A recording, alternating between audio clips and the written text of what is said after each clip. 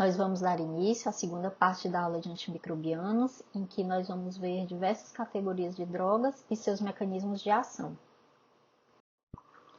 Os antibióticos que inibem síntese proteica nas bactérias, eles têm sua ação diretamente sobre os ribossomas bacterianos. Esses ribossomas, eles são diferentes dos ribossomos dos seres eucariotos. Na bactéria, eles são compostos por duas subunidades, uma subunidade menor, denominada de 30S, e uma subunidade maior, denominada de 50S, que juntos formam uma partícula de 70S. Existem alguns antibióticos, como os aminoglicosídeos e as tetraciclinas, que atuam na porção 30S dos ribossomas bacterianos, e outros antimicrobianos, como os macrolídeos e o clorofenicol, que atuam na porção 50S dos ribossomas bacterianos.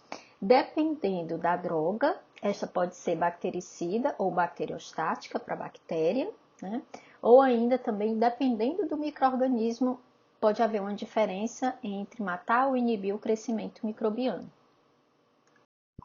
Agora vamos falar sobre alguns antimicrobianos que causam inibição da síntese proteica nas bactérias. Inicialmente, os aminoglicosídeos são antibióticos considerados bactericidas porque eles não apenas inibem, mas eles matam as bactérias. Eles interferem diretamente com a síntese proteica bacteriana ao se ligar na porção 30S do ribossoma bacteriano, bloqueando o funcionamento do complexo de iniciação e causando uma leitura errada do RNA mensageiro e, dessa forma, impedindo a síntese proteica ou ocasionando a síntese de proteínas defeituosas. O principal representante deste grupo é a streptomicina. A streptomicina ela é derivada da bactéria Streptomyces griseus. Alguns outros antimicrobianos pertencentes ao grupo dos aminoglicosídeos são a canamicina, a neomicina, a gentamicina, que também é bastante conhecida, a tobromicina, muito utilizada sob a forma de colírios, a amicacina e ainda a metilmicina.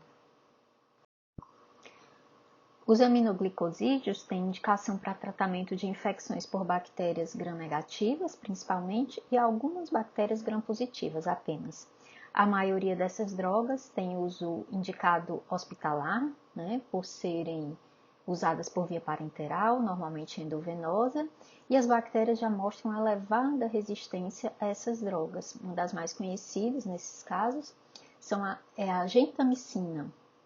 A gentamicina ela pode ser associada com outras drogas, como as penicilinas e as cefalosporinas, que são antimicrobianos da classe dos beta-lactâmicos e que, pelo seu mecanismo de ação por interferência na parede celular bacteriana, facilita a entrada dos aminoglicosídeos na célula bacteriana. Então, existe um sinergismo farmacológico na associação entre penicilina e cefalosporina e a gentamicina ou algum outro aminoglicosídeo.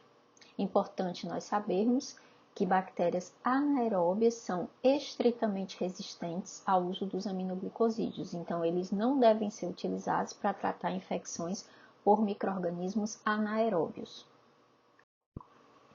Ainda do grupo dos aminoglicosídeos, a streptomicina, que ainda hoje é considerado o protótipo, a primeira droga desse grupo, durante muito tempo e ainda hoje vem sendo utilizada para tratamento de tuberculose, causada pela micobactéria, denominada de Mycobacterium tuberculosis. Ela é utilizada em associação com outras drogas, na poliquimioterapia da tuberculose.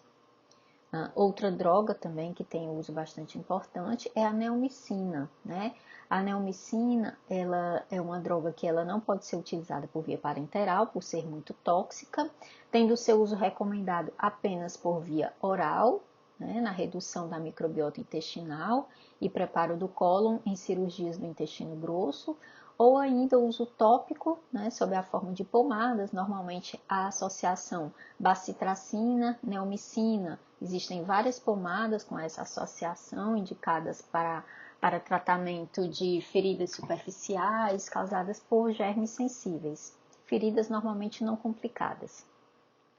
São drogas, todos os aminoglicosídeos são drogas potencialmente ototóxicas, que é tóxicas para o oitavo par de nervos cranianos, né, podendo causar surdez, e drogas também nefrotóxicas, podendo causar uma toxicidade aos rins. Vamos só relembrar um pouquinho em relação à primeira aula de antimicrobianos, que nós vimos alguns fenótipos relacionados a como as bactérias expressam a sua resistência aos antimicrobianos. Então, existe a alteração de permeabilidade, em que a parede ou a membrana externa da bactéria ela sofre modificações e não deixa que o antibiótico ele penetre dentro da célula bacteriana para exercer sua função ao se ligar ao seu receptor. Existe também o chamado mecanismo enzimático, em que a bactéria ela produz alguma enzima, né, que hidrolisa ou de alguma forma ela inviabiliza, inutiliza o antimicrobiano e assim ele perde seu efeito, né? Existem as chamadas bombas de efluxo, que na verdade são proteínas que estão localizadas logo abaixo da membrana celular e quando o antibiótico penetra, ao mesmo tempo essas proteínas elas ejetam para fora da bactéria o antibiótico e ele não consegue atingir seu alvo, seu sítio de ação. E existe também a alteração do sítio de ação, em que ocorrem alterações estruturais nos locais de ligação dos antimicrobianos. Por exemplo, para esse caso específico que nós estamos vendo antibióticos que vão inibir síntese proteica, ocorre uma alteração na porção 30S ou 50S do ribossoma bacteriano, onde o antibiótico deveria se ligar. E aí o antibiótico ele não consegue se ligar e não vai exercer o seu efeito terapêutico. E aí nós vemos alguns mecanismos de resistência que as bactérias utilizam, né, para se tornarem resistentes aos antibióticos aminoglicosídeos. Então pode ser modificação dessas drogas por enzimas bacterianas de fosforilação, adenilação e acetilação, ou seja, ocorre uma modificação da droga, do aminoglicosídeo, e ele perde sua função, né? Não tem mais ação terapêutica.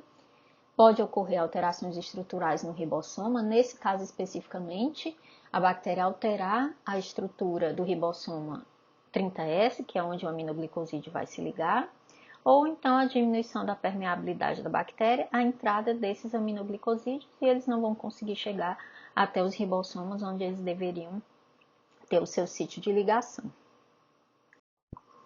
Agora vamos falar sobre outro grupo de antibióticos, as chamadas tetraciclinas. Esses antimicrobianos, assim como os aminoglicosídeos, eles têm seu mecanismo de ação em se ligar à subunidade 30S dos ribossomas bacterianos, onde bloqueiam a entrada do aminoácido no ribossoma, dessa forma impedindo que ocorra a síntese proteica. Esses antimicrobianos também são derivados da bactéria Streptomyces e têm sua estrutura representada por essa estrutura química, né, que é denominada de tetraanel, daí o nome tetraciclinas.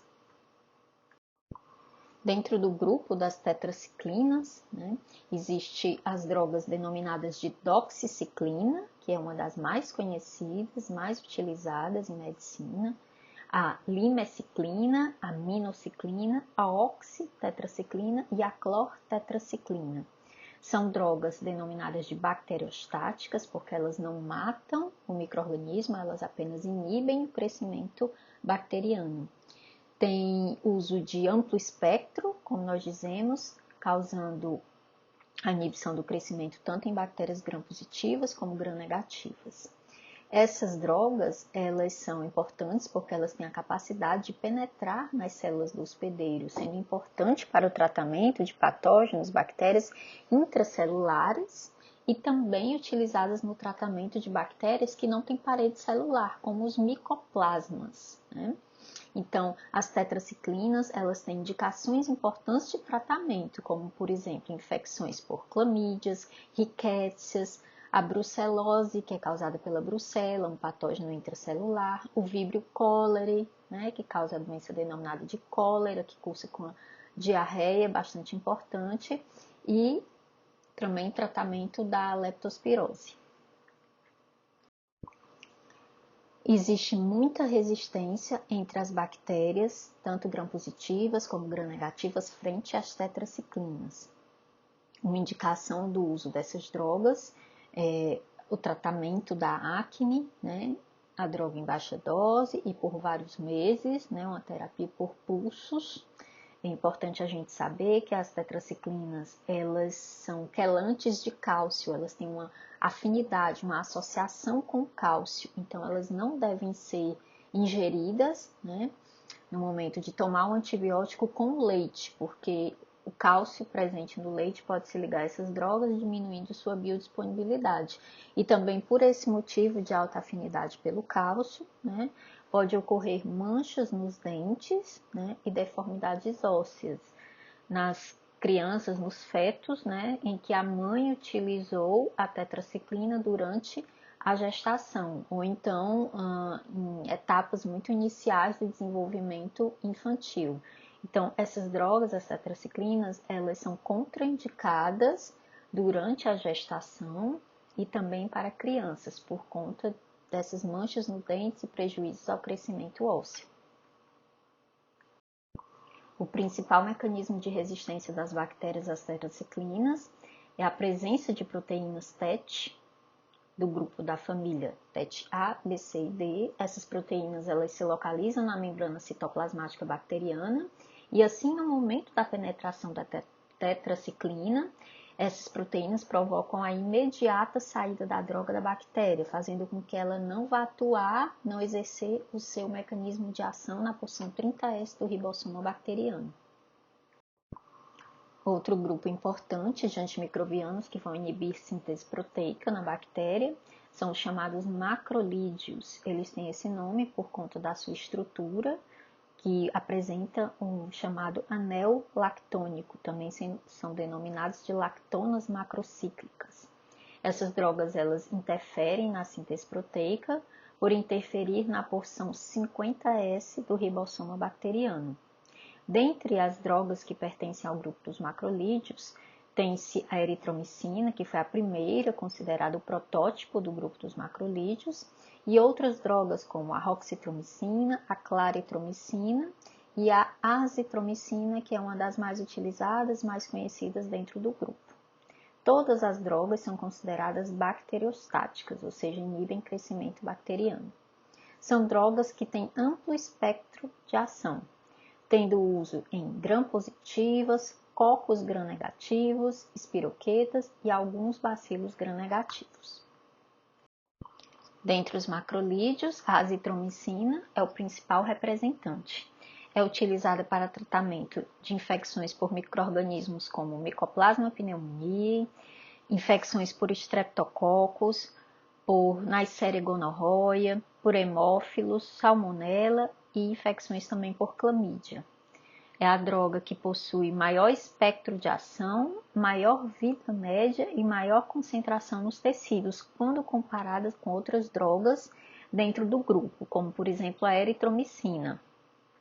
É importante salientar que basta um comprimido por dia para que essa droga exerça sua eficácia terapêutica, né? No caso de algumas DSTs, né, doenças sexualmente transmissíveis, basta apenas 2 comprimidos por dia, que é a dose de 1 grama, né, ou uma terapia de 3 ou 5 dias, dependendo de onde se localiza a infecção e da gravidade da doença.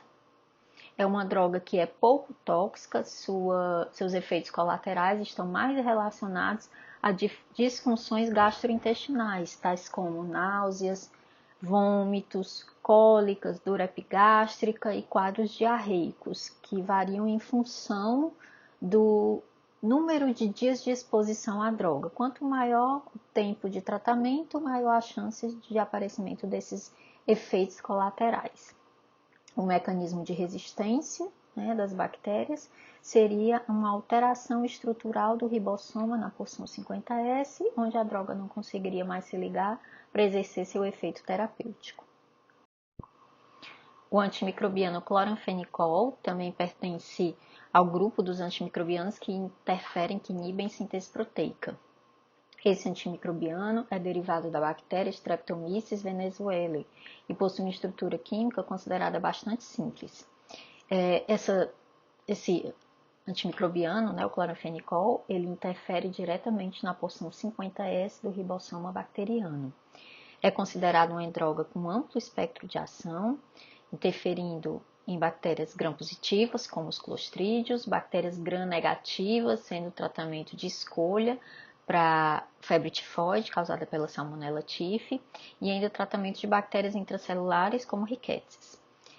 Essa droga é ativa em bactérias aeróbias e anaeróbias estritas, como, por exemplo, Bacteroides fragilis.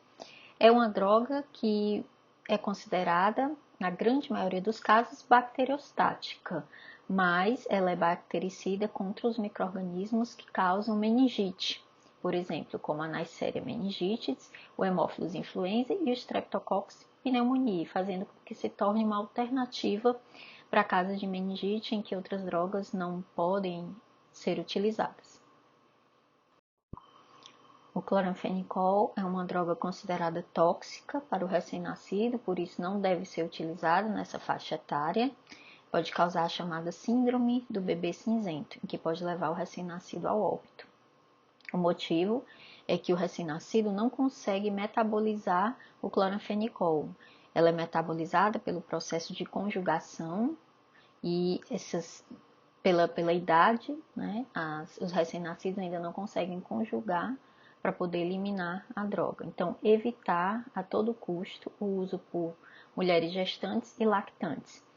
Essa droga ela pode ser considerada tóxica para a medula óssea. Essa toxicidade ela pode ser transitória, ou seja, quando suspende o tratamento, pode haver a suspensão da toxicidade, ou pode ser permanente, em que mesmo com a suspensão do tratamento, os efeitos tóxicos na medula eles perduram, causando uma inibição geral na síntese de hemácias, glóbulos brancos e até mesmo plaquetas. O cloranfenicol ele pode ser utilizado através da via oral, sob a forma de palmitato de cloranfenicol, por via endovenosa, sob a forma de succinato, e também os utópicos, sendo muito utilizados sob a forma de colírios. É uma droga que possui uma boa penetração tecidual, inclusive atravessando a barreira hematoencefálica, por ser uma droga lipofílica. Dentre os mecanismos de resistência das bactérias ao cloranfenicol, estão a produção de uma enzima denominada de cloranfenicol acetiltransferase. Essa enzima acetila o cloranfenicol, o que causa perda da sua afinidade pelo alvo, que no caso é a porção 50S do ribossoma bacteriano. Um outro mecanismo de ação, também de resistência, seria a perda da permeabilidade bacteriana à entrada do cloranfenicol. E dessa forma, a droga não consegue ir até o seu sítio de ação, sítio de ligação, que é a porção 50S do ribossoma bacteriano. Outro importante grupo de agentes antimicrobianos são as chamadas quinolonas. Essas drogas têm seu mecanismo de ação por interferência com as enzimas DNA-girases bacterianas, também denominadas de topoisomerases 2. Dessa forma, ao interferir com essas enzimas, ocorre um bloqueio da síntese do DNA bacteriano, uma vez que essas enzimas elas causam superespirilamento ou superenovelamento do DNA para que ele caiba dentro da bactéria. Por esse mecanismo de ação, essas drogas são consideradas bactericidas. As primeiras drogas do grupo das quinolonas, consideradas os protótipos, foram o ácido nalidíxico e o ácido oxolínico, que atualmente são utilizados para o tratamento de infecções urinárias. Posteriormente, com a adição de um radical de flúor à estrutura química dessas drogas, das quinolonas, surgiram as fluoroquinolonas, representadas pelas drogas norfloxacina, pela droga ciprofloxacina, que é uma das mais utilizadas e mais conhecidas, a ofloxacina, a levofloxacina, a gemifloxacina, moxifloxacina, gatifloxacina, que tem causado alterações na glicemia de muitos pacientes, por isso mesmo sendo retirada do mercado. Essas drogas, os quinolonas, elas têm um amplo espectro de ação, sendo utilizada para o tratamento de bactérias gram-positivas e gram-negativas.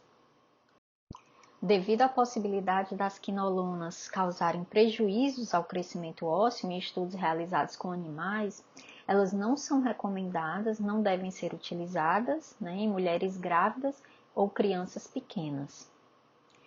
O ácido nalidíxico é uma droga considerada pouco ativa e usada somente para tratar infecções do trato urinário, uma vez que essa droga é excretada via urina e nesse local atinge concentrações mais altas.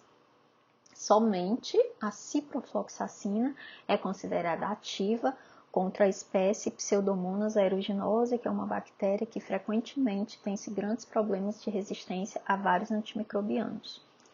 Essas drogas, elas são ativas para o tratamento de infecções oculares, do trato respiratório superior e inferior, do trato intestinal, as chamadas gastroenterites, né? Do trato urinário, que são as infecções urinárias, as pielonefrites, infecções dos tecidos ósseos, como osteomielites, e ainda de tecido pele e tecidos moles. Dentre os principais mecanismos de resistência das bactérias às quinolonas, tem-se as alterações nas enzimas DNA girase ou topoisomerases, onde a droga deve se ligar para exercer sua eficácia, né? Outro mecanismo seria uma entrada reduzida da droga na bactéria através de alteração na permeabilidade da célula bacteriana e também sistemas de efluxo, de bombas de efluxo, onde após a sua penetração a droga é ejetada para fora da célula bacteriana, não indo ter sua eficácia porque não vai conseguir chegar até as enzimas DNA girases da bactéria. Outro importante grupo de antimicrobianos são as chamadas sulfonamidas. Essas drogas têm seu mecanismo de ação por inibição da síntese de ácido fólico na bactéria. As sulfonamidas têm uma estrutura semelhante a substância denominada de PABA, que é o ácido paraminobenzoico, que é utilizada para a síntese do ácido fólico. Essas drogas são utilizadas em sinergismo com a droga trimetoprim, que também tem inibição, age na inibição da síntese do ácido fólico. São drogas consideradas bacteriostáticas e o mecanismo de ação é a competição com a enzima de hidropteroato sintetase pelo ácido paraminobenzoico. Essas drogas elas deslocam a enzima e entram na via de síntese do ácido fólico, impedindo que este seja sintetizado. O ácido fólico ele é utilizado pelas bactérias para a formação de purinas e pirimidinas que vão sintetizar, que vão dar origem ao DNA bacteriano. E aqui nessa figura nós vemos a via de formação da síntese do ácido fólico, que é utilizado, como nós vemos lá embaixo, na via de formação, para a síntese de purinas e pirimidinas, né, que vão formar DNA e RNA bacteriano.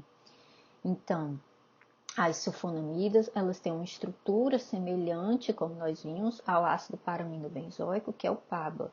Por esse motivo, elas têm uma maior afinidade, as sulfonamidas, elas têm uma maior afinidade pela enzima de hidropteroato sintetase. Então, elas se ligam à enzima, né, impedindo que seja dado continuidade a outras substâncias dentro dessa via de formação do ácido fólico. Há um bloqueio na síntese do ácido fólico.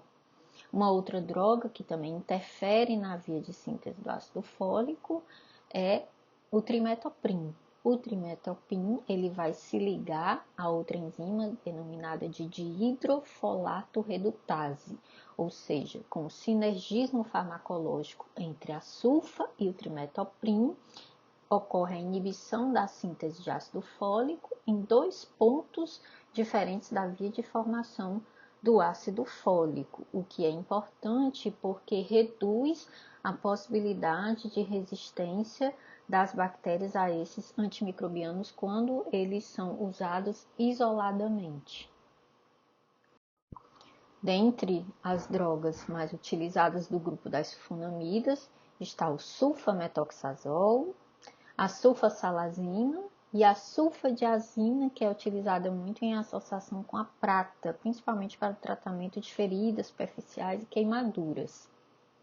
Dentre os mecanismos de resistência das bactérias a essas drogas estão as bombas de fluxo, com a exportação ativa das sulfonamidas para fora da célula bacteriana, e a modificação da enzima de hidropteroato sintetase pela bactéria, o que reduz a sua afinidade de ligação com essa droga. A droga trimetoprim também tem um mecanismo de ação muito semelhante às sulfonamidas, só diferindo em relação ao local de ação de inibição da via de síntese do ácido fólico. Essa droga compete com a enzima de hidrofolato redutase pelo ácido de hidrofólico, bloqueando a síntese do ácido fólico. Como mecanismo de resistência, tem-se a modificação dessa enzima, que é a de hidrofolato redutase, que vai reduzir o de hidrofolato para tetraidrofolato. Como nós vimos nos slides anteriores, a combinação sulfametoxazol mais trimetoprim vão atuar na mesma via metabólica, que é a via de síntese do ácido fólico, mas em diferentes locais, em diferentes enzimas. Como vantagens, nós temos que as bactérias que são mutantes resistentes a uma das drogas vão ser inibidas pela outra droga, e essas drogas elas atuam sinergisticamente. Quando usadas em combinação, o efeito inibitório é muito maior do que quando elas são usadas separadamente. Como indicações de uso da combinação sulfatrimetoprim, tem-se o tratamento de infecções por bactérias gram-positivas e gram-negativas, tais como as enterobactérias, infecções do trato urinário causadas pela bactéria Escherichia coli, infecções que nós chamamos de não complicadas, que são por bactérias não resistentes, e apenas a cistite, sem pielonefrite. Também infecções gastrointestinais, as chamadas gastroenterites, pneumonia causada por um fungo denominado de pneumocistis girovese, que ocorre em pacientes HIV positivos, já com AIDS manifesta, como consequência da baixa imunidade, e o tratamento de infecções também por alguns protozoários. Então, embora seja uma droga antimicrobiana, também pode ser utilizada para tratamento de algumas doenças fúngicas e até mesmo doenças causadas por protozoários. Em relação às doenças bacterianas, não deve ser utilizada para o tratamento de infecções piogênicas, São infecções em que ocorre a produção de pus, porque pode ocorrer a síntese de ácido fólico a partir de quinidinas ou purinas das células de defesa, dos neutrófilos, por exemplo, dos glóbulos brancos, e desviar a via de síntese do ácido fólico. Algumas pessoas podem ter reações alérgicas, que podem ser bastante graves. A combinação sulfa-trimetoprim, ou só mesmo a sulfa, ou só o trimetoprim, e também reações colaterais, reações adversas, denominadas de efeitos tóxicos diretos da droga, que são distúrbios gastrointestinais, como diarreia, vômito, dor epigástrica, pode ocorrer anemia, hematúria, que é a eliminação de sangue através da urina, e cristalúria, por dano aos túbulos renais, eliminação de cristais. No momento do tratamento com sulfatrimetoprim, deve-se orientar o paciente a ingerir bastante água. Vamos falar agora sobre o metronidazol. Essa é uma droga que se liga ao DNA, causando quebra das fitas de DNA, impedindo seu funcionamento como molde para DNA polimerase. É utilizada principalmente para o tratamento de bactérias anaeróbias. Também pode ser utilizado para o tratamento de algumas infecções por protozoários, como giardia, tricomonas e ameba. Essa droga tem uso por via oral, tópica e endovenosa, sendo contraindicada no primeiro trimestre de gestação pelo risco de teratogenicidade. O metronidazol tem indicações de uso de tratamento de infecções causadas por Gardnerella vaginalis, por Campylobacter fetus e também por Helicobacter pylori. De forma geral, são utilizados para tratar infecções polimicrobianas, em que há envolvimento de bactérias anaeróbias, em abscessos cerebrais, abscessos pulmonares, infecções de parte mole, osteomielites, infecções orais e dentárias, infecções ginecológicas e intraabdominais. Também é importante para o tratamento da diarreia associada a antibióticos, causada pela toxina do Clostridium difficile. Também é utilizada para o tratamento do tétano, já que o Clostridium tetani é uma bactéria anaeróbia. Como reações adversas, efeitos colaterais, podem ocorrer estomatite, aparecimento de gosto metálico na boca e aparecimento de diarreia e náuseas. Durante o curso do tratamento, o paciente deve ser orientado a não ingerir bebida alcoólica, pois pode ocorrer uma reação semelhante ao que a gente chama de disulfiram, em que o paciente apresenta desconforto abdominal, taquicardia, rubor, vômitos e cefaleia. Ainda o grupo de antimicrobianos denominados de polipeptídeos, que são representados pelos antimicrobianos polimixinas. Estas drogas vão atuar como um detergente catiônico, porque são carregadas positivamente, e vão agir causando ruptura dos fosfolipídios da membrana externa e da membrana plasmática bacteriana, causando um desequilíbrio osmótico. São representados pela polimixina E e polimixina B. A polimixina E é proveniente da bactéria Bacillus colistinus, e esta produz o sulfato de colistina, que é mais tóxico, de uso tópico, e a droga denominada de colistimetato, que é utilizada tanto por via parenteral como inalatório para o tratamento de pneumonia causada por bactérias que são normalmente resistentes a outras drogas. As indicações de uso das polimixinas são tratamento de infecções por Pseudomonas aeruginosa e Acinetobacter baumannii, Acinetobacter lofi, mesmo que sejam bactérias multiresistentes a outras drogas, normalmente vão exibir sensibilidade às polimixinas. Também tem uma atividade muito boa para tratamento de infecções por bactérias gram-negativas, como Escherichia coli, Citrobacter, Klebsiella. Para tratamento de infecções por Enterobacter, os estudos mostram uma menor eficácia e não deve ser utilizadas para tratamento de infecções por Serrácea, Proteus, Burkholderia cepacia e Stenotrophmonas maltophilia, já que exibem resistência às polimixinas.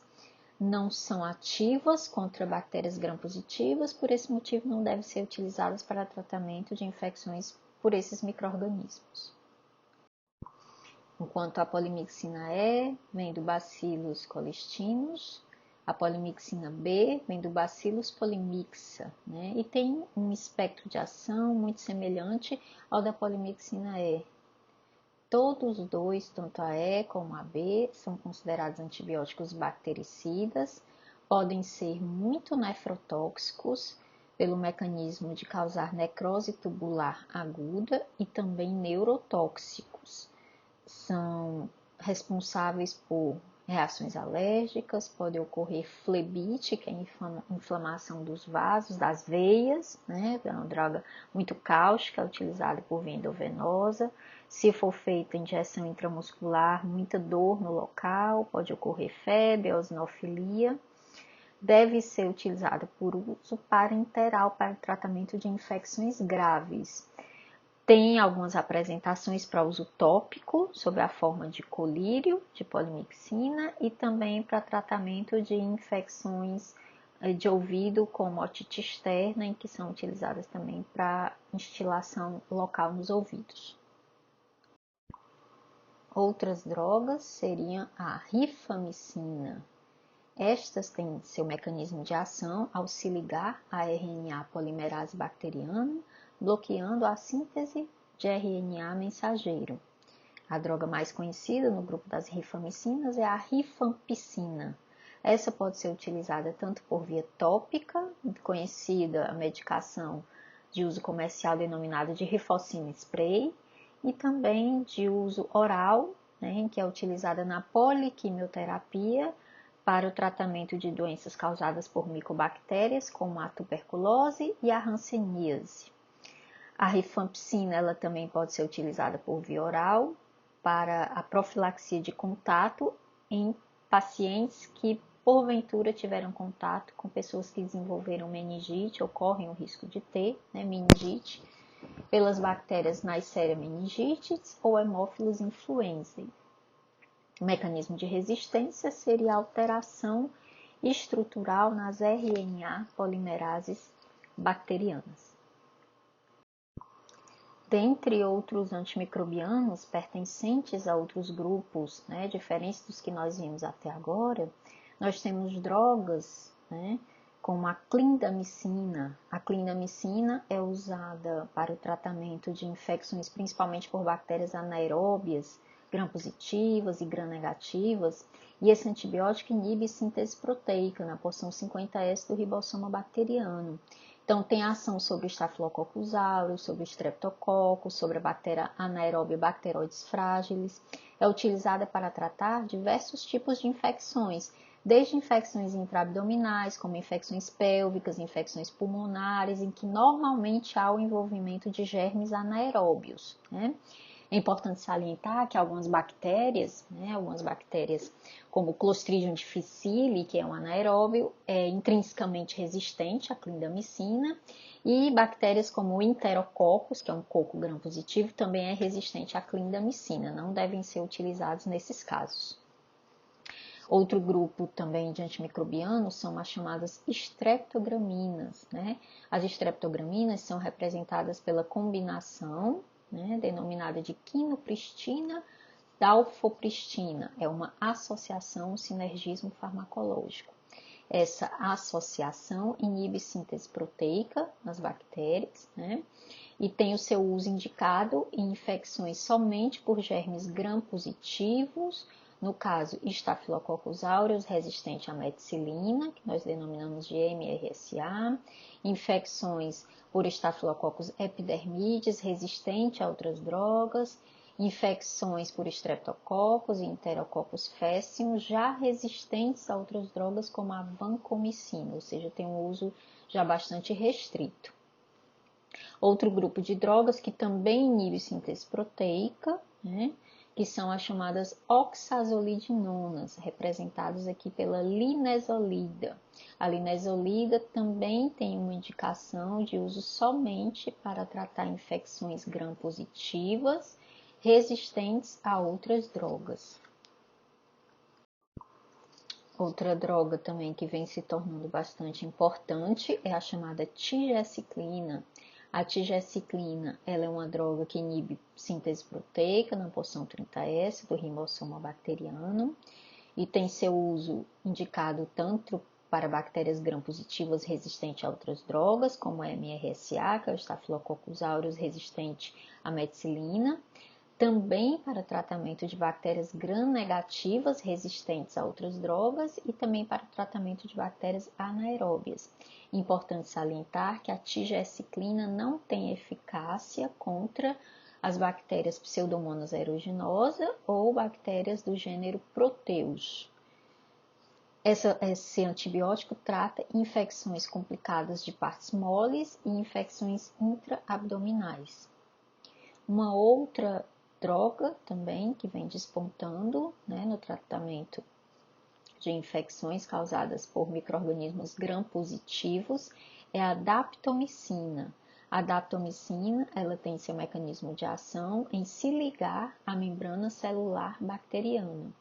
Então, ela tem eficácia contra bactérias gram-positivas, infecções por Staphylococcus aureus resistentes à meticilina e também infecções por Enterococcus e, em geral, tratamento de bactérias resistentes à vancomicina e linezolida, ou seja, reservada para o tratamento de infecções graves por germes gram-positivos. É uma droga que possui atividade in vitro contra o pneumococo, né, que é o Streptococcus pneumoniae, mas é inativada pelo surfactante pulmonar. Então, em vivo, ela não tem eficácia e não deve ser utilizada para tratamento de pneumonia. Então, como nós podemos mensurar o impacto da resistência das bactérias aos antimicrobianos no tratamento e na vida útil dessas drogas, né? Então, é importantíssimo nós estudarmos isso e sabermos o impacto, pois o que é observado diariamente na prática clínica é que ocorre uma diminuição importante do valor terapêutico de muitas dessas drogas que nós estudamos hoje aqui, né? Nós sabemos também que a capacidade de adquirir resistência é uma propriedade que é variável entre as bactérias. Existem bactérias que adquirem resistência mais facilmente e outras mais dificilmente adquirem resistência, mesmo submetidas ao mesmo antibiótico, né, durante muitos anos. Por exemplo, bactérias como Staphylococcus, Enterococcus, as enterobactérias, a Pseudomonas, o Acinetobacter e as micobactérias, de uma forma geral, são bactérias que mostram uma alta frequência de resistência. Já a bactéria como o Streptococcus pyogenes, mesmo sendo utilizado para seu tratamento ainda antibiótico como a penicilina benzatina, ainda hoje mostra pouquíssimos relatos de resistência a essas drogas. Nós vimos, tanto na aula passada como nessa aula, alguns mecanismos genéticos para a resistência bacteriana, a partir de plasmídios, cromossomas e as alterações fenotípicas que as bactérias mostram para se tornar resistentes, né?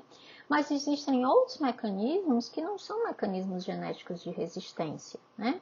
Por exemplo, a bactéria ela pode ficar escondida dentro de uma cavidade, por exemplo, um abscesso, no qual o antimicrobiano ele não consegue penetrar, ele não consegue atingir a bactéria e seu alvo de ação. Então, ele não vai exercer a sua eficácia terapêutica, não porque aquela bactéria seja resistente à droga, mas porque ela não conseguiu chegar até a bactéria. Nesses casos, usar terapias adjuvantes, né, como por exemplo um dreno cirúrgico, junto com antibiótico terapia, para reduzir ou eliminar, né, o pus que impede, né, que o antimicrobiano ele chegue até o local. E a gente sabe também que as bactérias elas podem permanecer em um chamado estágio estacionário de crescimento, né? Assim, elas se tornam insensíveis a inibidores de parede celular, como penicilinas e cefalosporinas. Isso ocorre quando nós administramos antimicrobianos bactericidas com antimicrobianos bacteriostáticos. O bacteriostático ele inibe o crescimento, né? E o bactericida ele precisa desse crescimento bacteriano ativo para poder agir, né? E aí ocorre um antagonismo farmacológico, né? Outras bases que nós chamamos de não genéticas para que ocorra resistência e falha da terapia no paciente são a administração de dosagem errada da droga, uma falha da droga em atingir o seu sítio de ação, por exemplo, uma baixa penetração de cefalosporinas no líquor, né? Aquela bactéria que está causando meningite, ela pode até ser sensível àquela droga, mas se a droga não atravessa a barreira hematoencefálica e não consegue chegar até o sistema nervoso central, ela não vai ter ação, não vai ter eficácia, né? Infecções causadas por biofilmes, que são acúmulos de placas bacterianas, normalmente polimicrobianas, em que só há resolução com a retirada do biofilme, né, junto com o tratamento antimicrobiano, ou ainda a falha do paciente em tomar a droga, em utilizar a droga como ela deveria ser utilizada. Ora, inicialmente, aquela bactéria é sensível à droga, mas se o paciente não toma ou toma numa frequência que não é a frequência considerada a que ele deve tomar, não vai exercer, a droga não vai exercer seu efeito terapêutico. Então, existem vários modos pelos quais o uso errado de antimicrobiano ele pode ir selecionando bactérias resistentes, como, por exemplo, o uso de múltiplos antimicrobianos quando apenas um seria suficiente, daí a importância da cultura e dos testes de sensibilidade a antimicrobianos para direcionar o tratamento, né? Sempre que possível isso deve ser feito. A prescrição de uma terapia antimicrobiana muito longa, né? Acima do tempo realmente necessário para aquele tipo de infecção, né? Às vezes 14 dias, 20, 30 dias de antibiótico de forma desnecessária. O uso de antibióticos em infecções limitadas para os quais eles não são necessários, por exemplo, uma faringite viral, né? Não é necessário o uso de antibiótico, só se houver uma complicação com a infecção bacteriana secundária, né? mas inicialmente, se for viral, não há necessidade.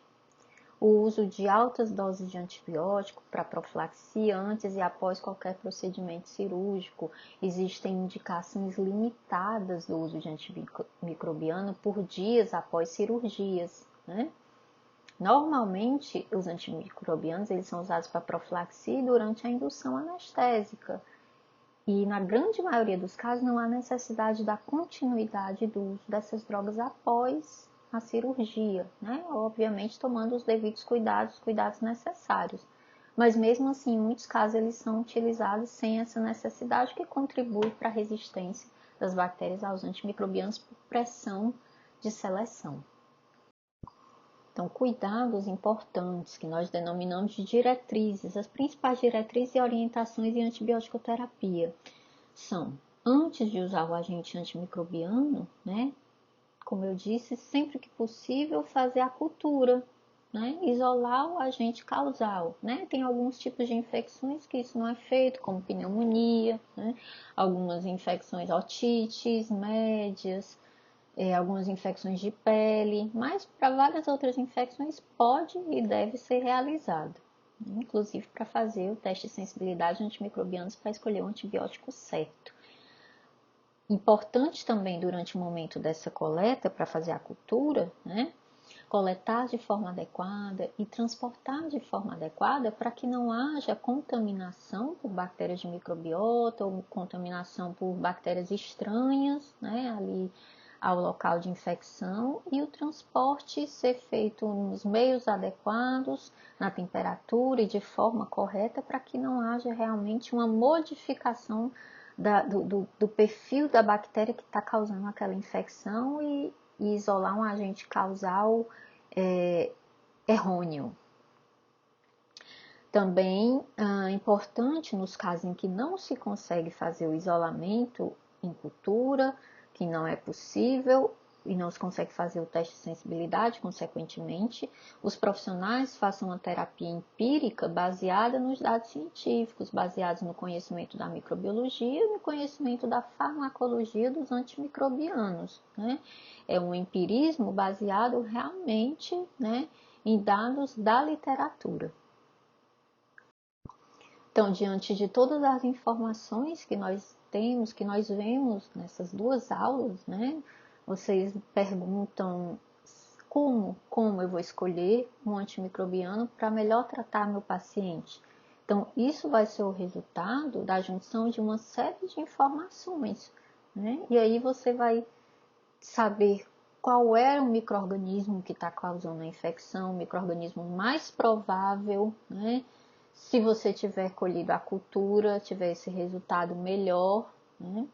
Saber qual é o sítio corpóreo da infecção, e aí você, com o conhecimento da microbiologia, você vai saber quais são os micro-organismos mais prováveis de estarem naquele ambiente, por exemplo, uma sinusite ou uma otite média, quais são os micro-organismos mais prováveis? Normalmente são um Streptococcus pneumoniae ou um Haemophilus influenza e uma Moraxella, normalmente são os mais comuns, né? E aí você direciona a antibiótico terapia para esses micro-organismos. Importante a gravidade da infecção, você vai utilizar antimicrobianos mais potentes, né, de maior eficácia, e infecções mais graves, né, graves você vai reservar para esses casos. Saber também a toxicidade, se aquele paciente ele tem um histórico, né, um passado de reações alérgicas a algum antimicrobiano, muitos pacientes têm alergias a beta-lactâmicos, principalmente as penicilinas naturais, né, e isso tem que ser levado em consideração, fazer uma substituição, alergia também a sulfas, né, e saber se aquele paciente tem comorbidade, se ele é um cardiopata, hepatopata, tem problemas pulmonares, problemas renais, né, que tem muitas drogas que são também nefrotóxicas, né, e isso tudo tem que ser levado em consideração. Conhecer as drogas antimicrobianas, a sua farmacocinética, a sua farmacodinâmica, o tempo de uso, a frequência de uso é importante. Por exemplo, se é uma criança, você não vai usar um antibiótico que você tem que usar de 6 em 6 horas, né? Dá preferência um de 12 em 12 horas, um que seja utilizado uma vez ao dia, na medida do possível, se for possível, né, essa troca. Observar também o custo do tratamento, né? Não adianta ser um antibiótico muito bom se o paciente ele não pode comprar, se é um paciente pobre que ele não vai receber através de um posto de saúde, uma unidade básica de saúde. Ele não vai utilizar e não vai tratar. Se for pacientes internados, né, o profissional ele deve conhecer o perfil de sensibilidade a antimicrobianos do hospital. Quais são os micro-organismos que são utilizados, que são isolados com mais frequência, né, da enfermaria, da UTI cirúrgica, da UTI neonatal, quais são os perfis de sensibilidade desses micro-organismos, para que possibilite que esse profissional, sempre que possível, ele faça terapias empíricas, baseadas no perfil de sensibilidade dos diversos setores do hospital. As comissões de controle de infecção hospitalar, elas devem fornecer esses indicativos.